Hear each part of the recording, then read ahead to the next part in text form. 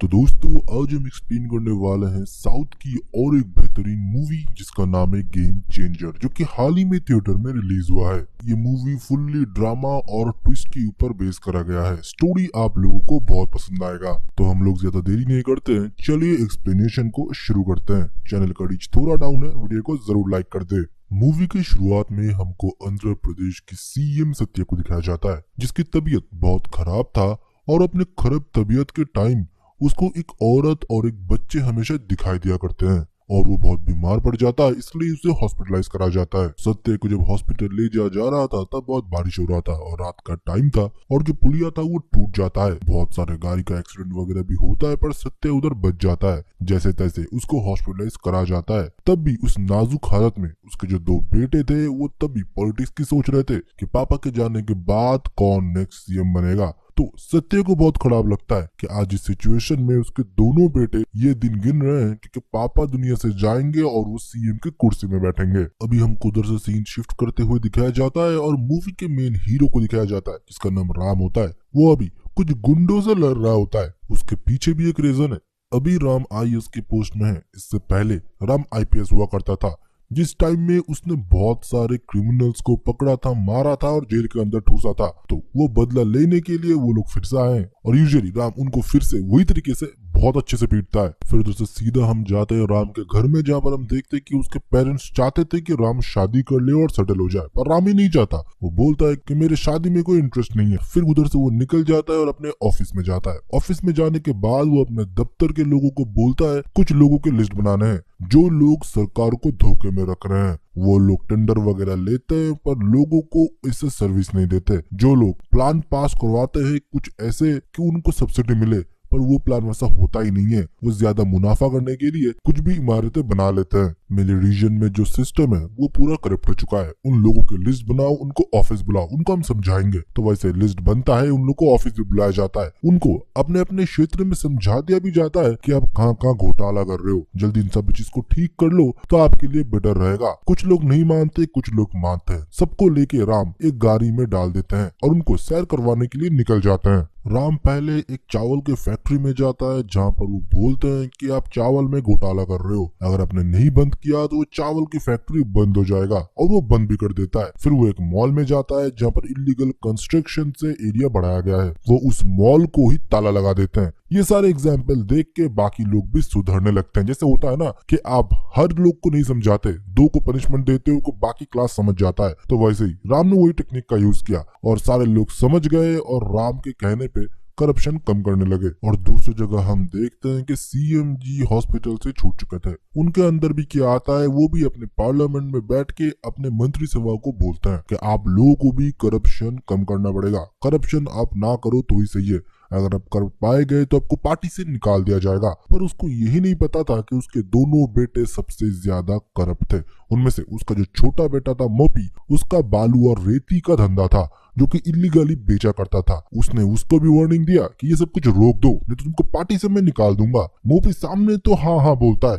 पर रात में वो धंधा चालू रखता है, पर इसके बारे में सीएम को भनक तक नहीं था। फिर हमको राम को दिखाया जाता है जो कि अपने सिस्टर की वेडिंग एनिवर्सरी में एक गेट टुगेदर था, दोस्तों के साथ उधर बैठा हुआ होता है। उसके दोस्त लोग पूछते हैं कि तू कब शादी करेगा। राम बोलता है मुझे शादी में कोई इंटरेस्ट नहीं है यार। तब उसके दोस्त बोलते हैं क्योंकि कॉलेज के टाइम पे तू एक लड़की को पसंद करता था, उसका क्या हुआ। फिर राम स्टोरी बताना शुरू करता है जो कि उसके कॉलेज के टाइम का था। राम का पर्सनैलिटी पहले से ही बहुत एंग्री था। वो उसका एंगर इशू इतना था कि वो किसी को भी पीट देता था। तो ऐसा एक दिन उसे पता चला कि एक प्रोफेसर एक लड़की को छेड़ रहे थे, तो वो आओ देखा ना ताऊ उस प्रोफेसर को कॉलेज के बाहर ही मारने लगता है। और सरप्राइजिंगली वो प्रोफेसर वो नहीं थे, वो बाय मिस्टेक किसी और को पीट रहे थे। और जब उसे पता चला कि उससे गलती हो चुका है, वो माफी मांगे उससे पहले उस प्रोफेसर की लड़की जो थी दीपिका, उसको पुलिस के हवाले करवा देती है। जब राम जेल में होते हैं तब राम के दोस्त दीपिका को सब कुछ बताते हैं कि क्या कुछ हुआ था, गलती से राम ने आपके फादर को मारा था।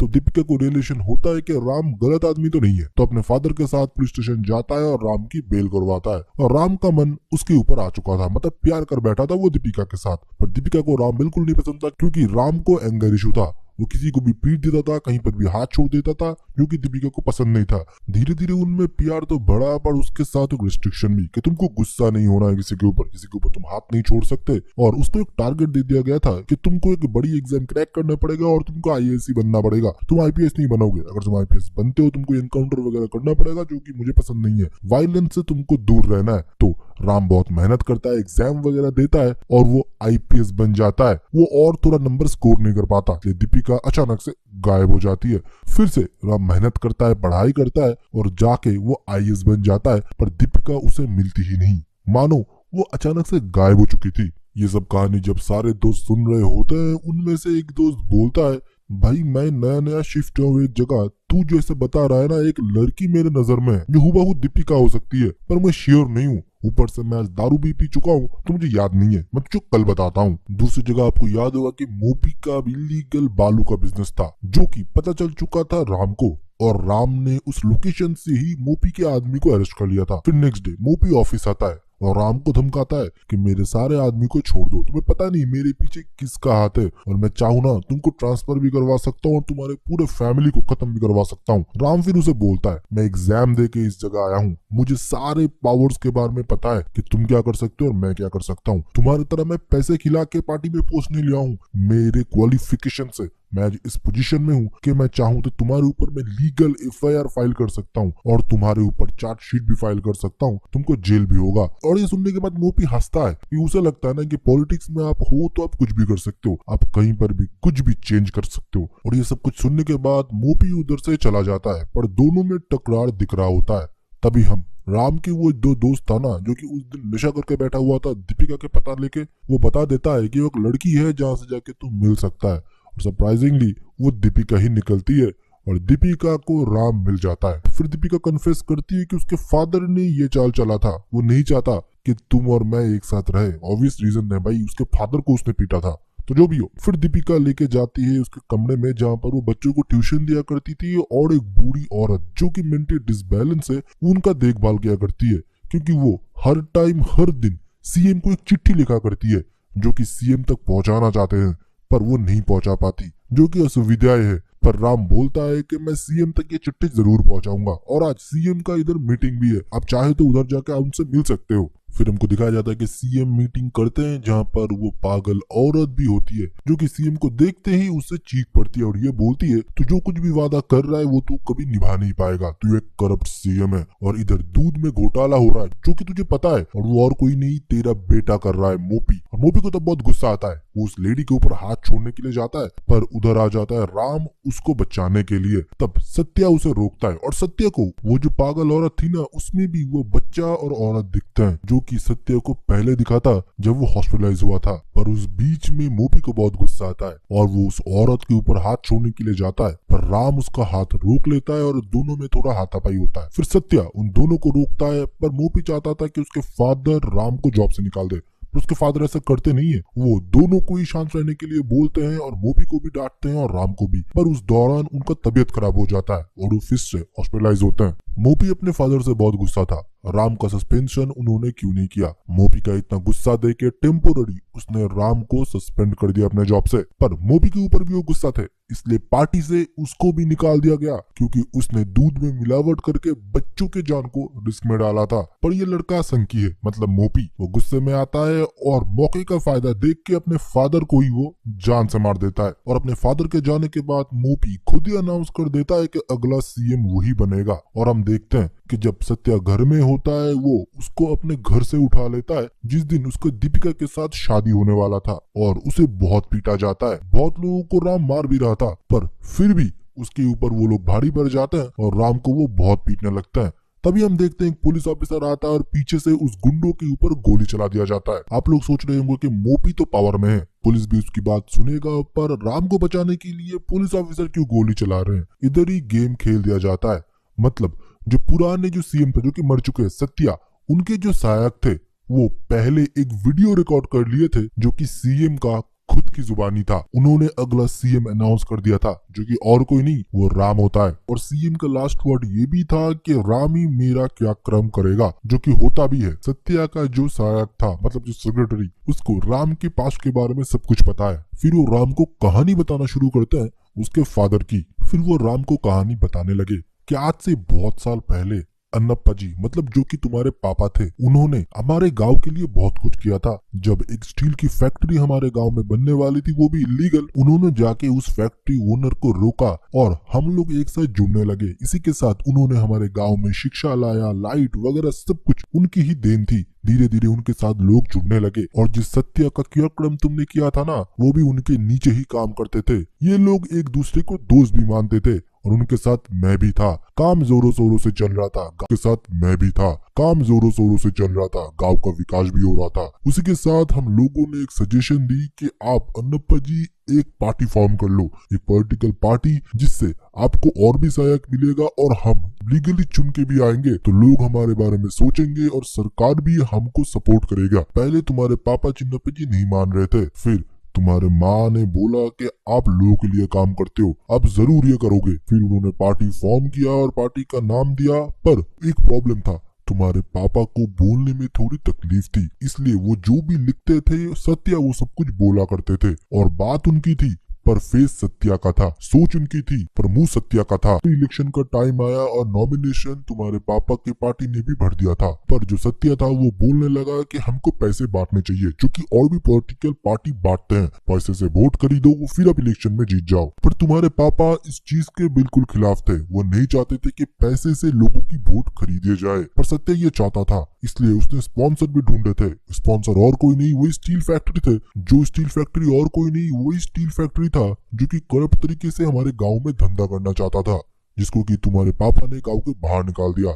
उसका ओनर पूरे पॉलिटिकल पार्टी को फंड करने के लिए तैयार था, पर तुम्हारे पापा इसको बिल्कुल सपोर्ट नहीं कर रहे थे। जब धीरे धीरे तुम्हारे पापा के हाथ से सब कुछ निकल रहा था, वो लोग पैसे भी बांट रहे थे, तो तुम्हारे पापा ने डिसाइड किया कि इलेक्शन कमीशन को जाके सब कुछ बता देंगे। उन्होंने ये तक के ऐलान कर दिया था कि ये पॉलिटिकल पार्टी वो बंद कर रहे हैं, और वो जाके इलेक्शन कमीशन को सब कुछ बताने भी वाले थे। वो अपने फैमिली के साथ ट्रैवल कर रहे थे, उनके साथ तुम्हारी माँ और तुम भी थे। तब तुम बहुत छोटे थे, तो उनके दोस्त ने उनको बाहर बुलाया और दोस्त समझ के उन्होंने बाहर गया कुछ समझाने के लिए, पर उनको जान से उन लोगों ने धोखे से मार दिया और तुम्हारी माँ और तुम भटकने लगे थे। तुम दोनों इधर उधर भटकने लगे और तुम लोग शहर आ गए। राम को इसके बारे में कुछ भी नहीं पता, क्योंकि उसकी माँ ने उसको इसके बारे में कुछ भी नहीं बताया। राम को अडॉप्ट करा गया था। उसकी असली माँ और कोई नहीं, वही पागल औरत थी जो कि सीएम को हर टाइम लेटर लिखा करती थी। और तुम्हारे फादर के जाने के बाद सत्या ने खुद इलेक्शन जीत लिया था और नेक्स्ट सीएम बन गया। राम को तब बहुत बुरा लग रहा था। जिसने उसके फादर को मारा उसका एक क्रियाक्रम राम ने किया था। तब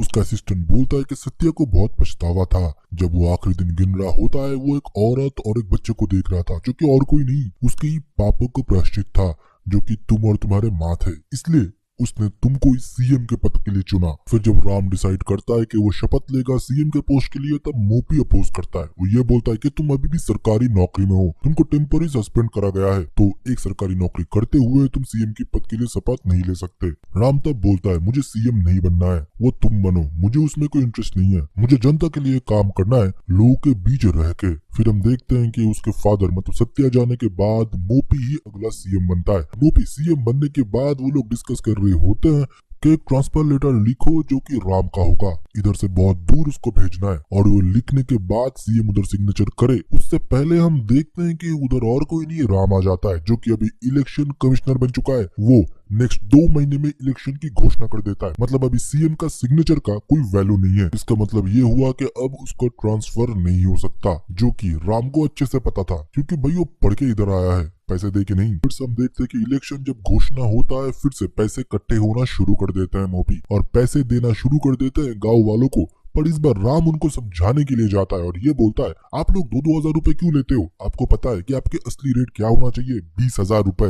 क्योंकि अगर 20,000 रुपए लेते हो तो सरकार भी आपसे उतना पैसा कमा लेगा ना। ये कुछ नया स्टाइल था और लोग भी मान जाते हैं जब उसको मैथ समझाया जाता है, और लोग 20,000 रुपए की डिमांड करने लगते हैं, और मोपी को वो भी देना पड़ता है। मोपी जब वो सब कुछ दे रहा था, राम को सब कुछ पता था, पर राम ने रोका नहीं। राम चाहता था कि गरीबों के पास पैसा पहुंचे। गरीब लोगों के पास पैसा तो पहुंच चुका था, जो कि मोपी ने दिया, जो कि करीब 25 लाख थे, और उसके अकाउंट पे उसने नजर भी रखे थे। और मोपी को जाके ये भी बताया कि एक पॉलिटिशियन इलेक्शन के दौरान 40 लाख रुपए टोटल खर्च कर सकता है। तो 25 लाख रुपए तो आपके खर्च हो गए, और जो आपके बाकी पैसे हैं उसमें से आपको सब कुछ मैनेज करना है। मतलब आपके मंत्री वगैरह को भी आपको मैनेज करना है, उसके साथ आपको बाकी इलेक्शन भी लड़ना है। इससे पार्टी में थोड़ा अफरा तफरी मच जाता है और लोग धीरे धीरे छोड़ के मोपी को जाने लगे थे। फिर हम देखते हैं कि इलेक्शन डे आता है। इलेक्शन डे में हम देखते हैं कि मोपी ने गुस्से में एक इलेक्शन बूथ में बॉम्ब लगा दिया था, जो कि ब्लास्ट होता है। अफरा तफरी हर जगह मच जाता है। मोपी फिर राम को वार्निंग देता है कि मेरे पीछे पड़ोगे तो बाकी जो इलेक्शन बूथ है उधर भी मैं बॉम्ब ब्लास्ट करूंगा।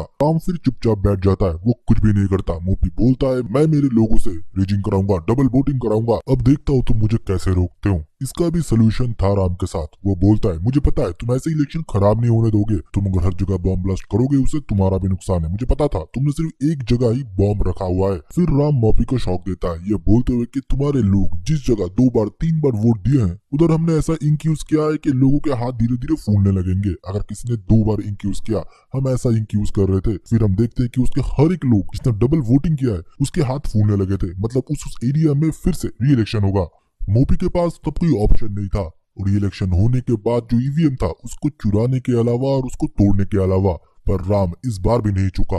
उसने हर एक ईवीएम मशीन को गाड़ी से नहीं, उसने ड्रोन के थ्रू भेजा था जहाँ पर काउंटिंग होगा। जहाँ पर काउंटिंग हो रहा था उस जगह भी मोपी ने अटैक कर दिया, पर उधर राम था उसको रोकने के लिए। फिर उन दोनों में घमासान फाइट होता है। और आप लोगों को याद होगा जब राम के फादर ने बोला था अन्नप्पा जी ने कि मैं इस पार्टी को छोड़ रहा हूँ और नया पार्टी में बनाऊंगा, वो पार्टी आज भी एक्टिव था, जो कि लड़ रहा था हर साल। राम के आने के बाद वो पार्टी लीड करने लगा था और इलेक्शन में वो पार्टी जीत जाता है और राम को सीएम के पद के लिए चुनते हैं। मोपी का फिर सर्वनाश हो जाता है, उसका पार्टी का पद तो जाता है, इसके साथ ही साथ उसका बेइज्जत भी बहुत होता है। राम उसे बहुत पीटता है। फिर सीएम की कुर्सी में बैठता है राम। इसी के साथ गेम चेंजर मूवी का एक्सप्लेनेशन खत्म होता है। बहुत